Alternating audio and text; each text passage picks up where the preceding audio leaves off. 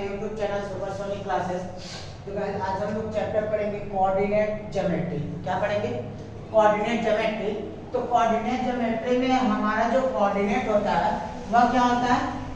x, y के form में होता है। क्या होता है? x, y।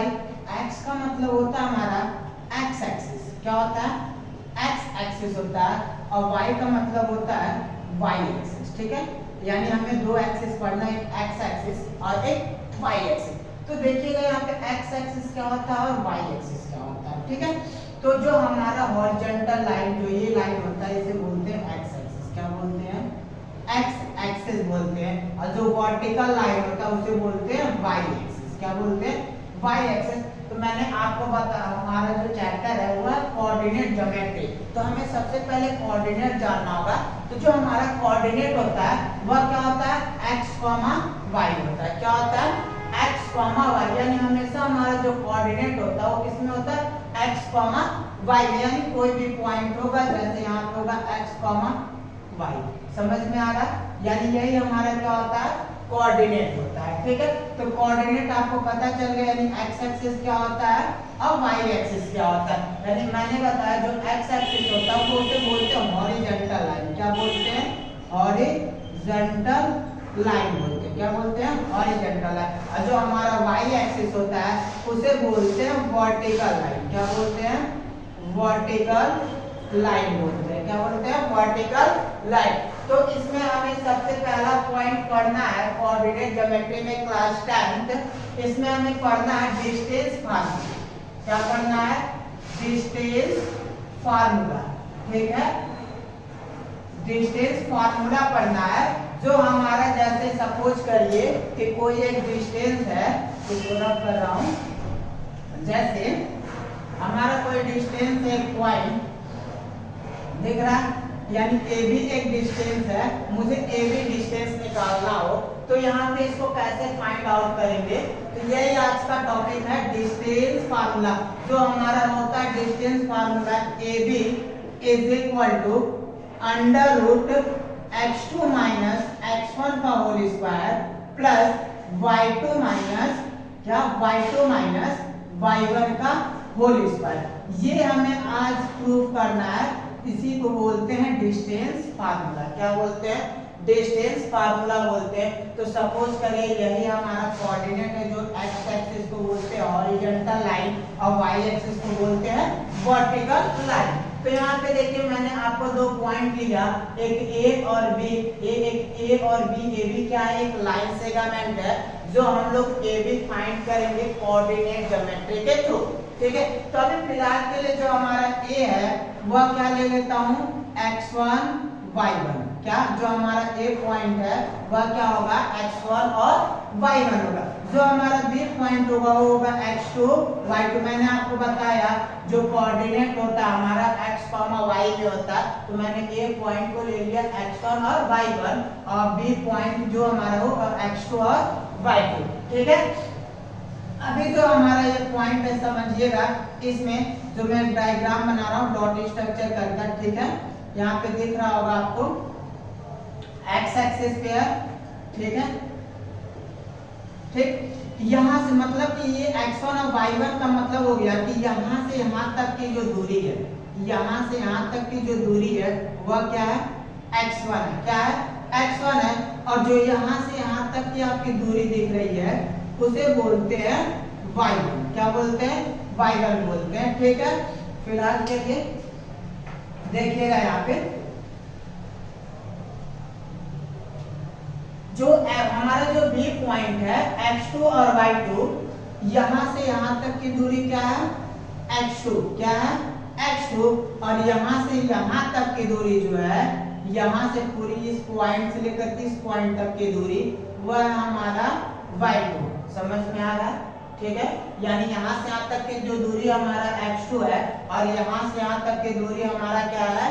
y2 है। ठीक है, तो आपको यहाँ पे एक पॉइंट में दे दिया से, तो आपको एक ट्राइंगल दिख रहा होगा।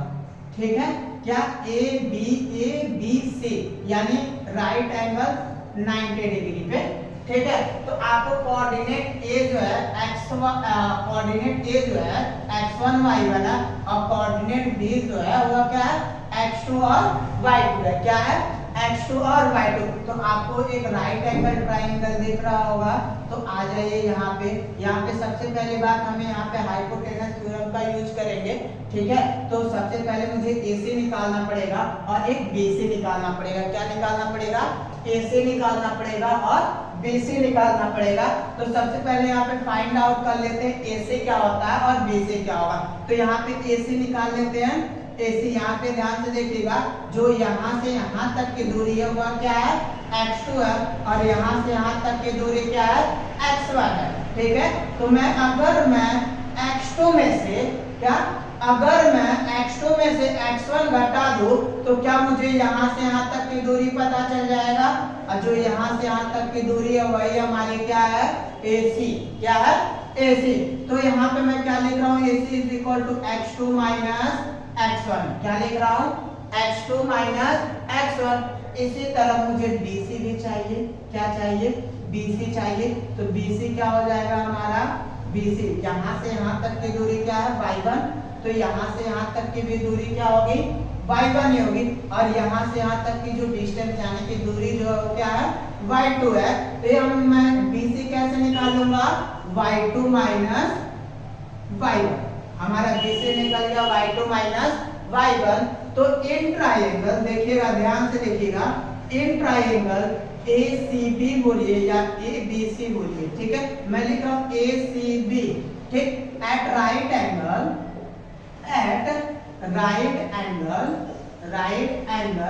Eight point C। ठीक है। एट पॉइंट C यानी जो हमारा राइट एंगल है वह क्या किसी एक पॉइंट पे जो पॉइंट है C।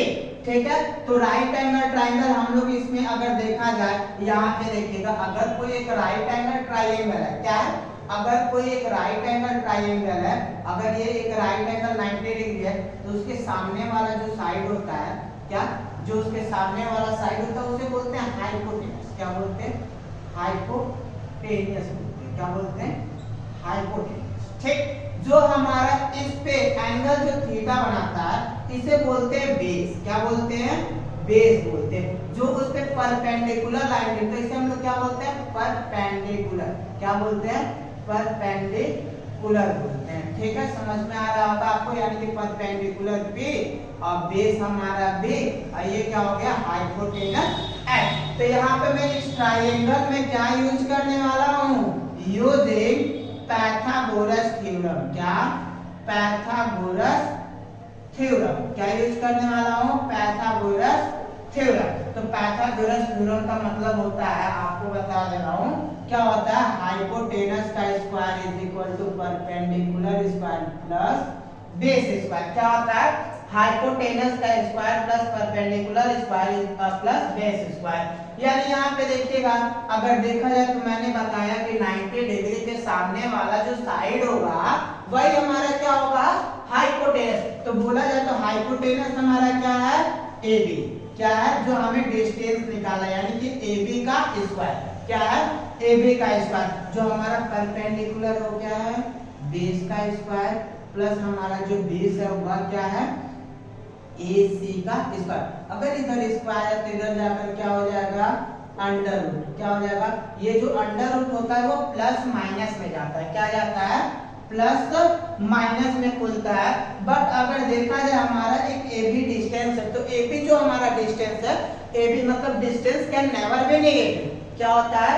Distance can never be negative, इसीलिए नेगेटिव साइन नहीं लेते हैं। ठीक है। तो हमने क्या बताया AB अगर स्क्वायर है तो इधर जाकर क्या हो गया, यानी LHS टू RHS में गया तो क्या बन गया अंडर रूट बन गया कि अंडर रूट में क्या हो गया BC का स्क्वायर प्लस AC का स्क्वायर। तो यहाँ पे आप देखिएगा जो हमारा BC है, मैंने आपको यहाँ पे फाइंड कर दिखाया था BC क्या है AC क्या है। ठीक है। तो BC को रख दीजिए, क्या हो जाएगा y2 माइनस y1 का whole square plus x2 minus x1 का होल स्क्वायर। यही हमारा क्या होता है डिस्टेंस फार्मूला होता है। क्या होता है?